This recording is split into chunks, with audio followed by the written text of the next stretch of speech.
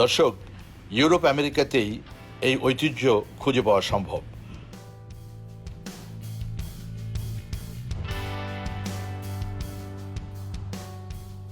সত্যি কথা বলতে এই খামারটির বয়স 450 বছর। ভ্যান দি ভোর্ট পরিবারের খামার এটি। খামারের আজকের যে চেহারা, এটি সর্বশেষ গড়ে তোলা হয় 1925 সালে। আজকের খামারটি ইয়ান ডিক ফার ডার ভোর্টের দাদা খামারটি শেষবারের মতো গুছিয়ে গেছেন পরবর্তী প্রজন্মের কথা ভেবে। তিনি মারা যান 1942 সালে।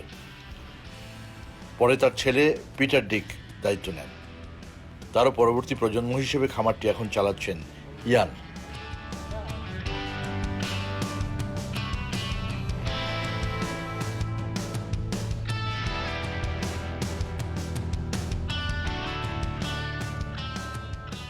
অসাধারণ গতিসম্পন্ন তারুণ্যদীপ্ত এক খামারি ইয়ান।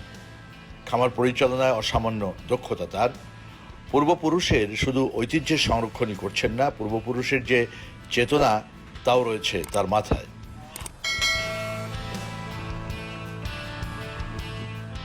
আজকের দিনের বাণিজ্যিক চিন্তাকে হিসেবের মধ্যে রেখেই বেছে নিয়েছেন শতভাগ শুদ্ধ প্রক্রিয়ায় খামার পরিচালনার পথ। From all the milk we produce cheese ourselves.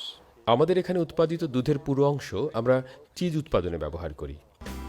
ইয়ান পরিচয়ের শুরুতেই আমাদের দ্রুত নিয়ে গেলেন তার খামারের সবচেয়ে গুরুত্বপূর্ণ ক্ষেত্রে। বিস্তীর্ণ সবুজ ঘাসে মোড়া একটি মাঠ।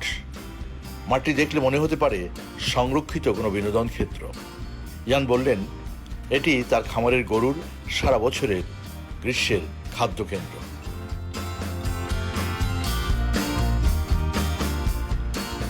আরও বিস্ময়কর হলো, এই ঘাসের ক্ষেতটি টানা 40 বছর এভাবেই আছে। প্রাকৃতিক নিয়মে ঘাস জন্মাচ্ছে, বড় হচ্ছে, গরু নিয়মিত খাচ্ছে, আবার ঘাস বড় হচ্ছে।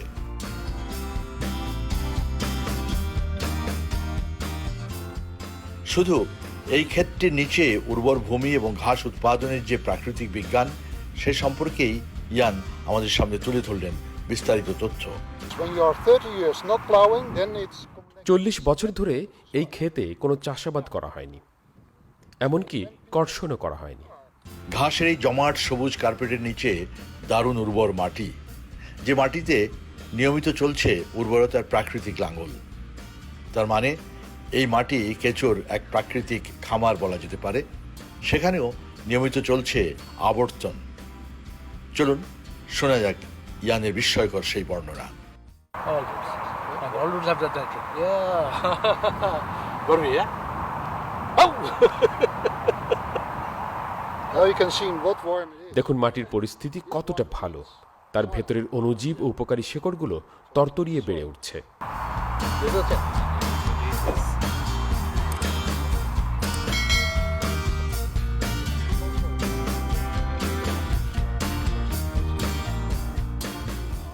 এমন বেশ কয়েকটি বিশাল আয়তনের ঘাসের মাঠ রয়েছে এই খামারের আওতায়।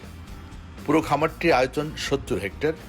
এখানে হেলে ধুলে গাভী আসছে, ঘাস খাচ্ছে, চলে যাচ্ছে। এই ঘাসের উপরেই আবার বিশ্রামও নিচ্ছে। এখানেই সে তার বিষ্ঠা নির্গত করছে। সেটি আবার কম্পোস্ট হিসেবে ব্যবহার হচ্ছে এই ঘাসের খেতেই। এই প্রক্রিয়াটিকে প্রাকৃতিক হাতে ছেড়ে দেওয়া আছে। ইয়ান শুধু প্রাকৃতিক এই ক্রিয়াগুলো যাতে কোনোভাবে বাধাপ্রাপ্ত না হয় সে বিষয়গুলো গভীরভাবে লক্ষ্য রাখছেন।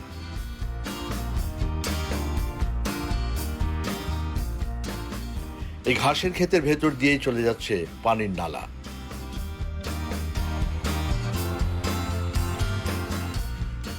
এই ঘাসের ক্ষেতের ভেতর দিয়ে যে পায়ে হাঁটা পথ, সেটি মূলত গরুর হাঁটা চলার নির্দিষ্ট পথ।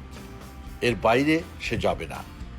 এখানে গাভীগুলো যেন খামারের ব্যবস্থাপনার সঙ্গে যথেষ্টই বুদ্ধি নিয়ে চলে।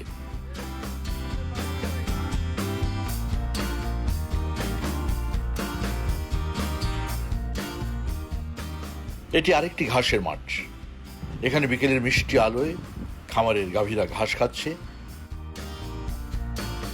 শিং আর চোখ দেখে মনে হয় তেড়ে আসবে, কিন্তু না, গরুগুলো অন্যরকম, খুবই শান্ত। তারা নিজেরাও বুঝছে তাদের অনুকূল পরিবেশে তারা বিচরণ করছে। ইয়ান বলছিলেন, এই গরুগুলোর দেহে কোনো রকমের বাইরে থেকে প্রয়োগ করা অ্যান্টিবায়োটিক নেই।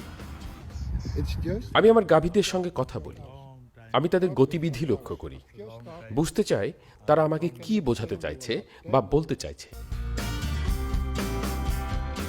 ইয়ান বলছিলেন, এই জার্সি জাতের গরুর যখন বয়স বাড়ে তখন তারা শিং থেকে মিনারেল পায়, আর যদি কোনো কারণে শিং কাটা হয় তাহলে তারা মিনারেল পায় পায়ের খুঁড় থেকে। the dandelion is মাঠে ডান্ডিলায়ন নামের একটি প্রাকৃতিক ফুল রয়েছে, যেখান থেকেও ক্যালসিয়াম পাওয়া যায়।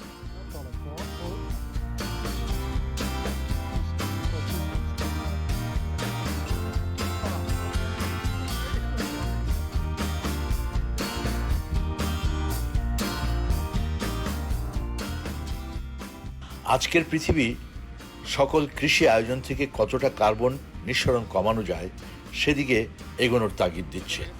এই বিবেচনায় এটি শতভাগ সফল এক খামার, যেখানে কার্বন নিঃসরণ শূন্য বলা যায়। you have problems when you bring cow manure and urine together.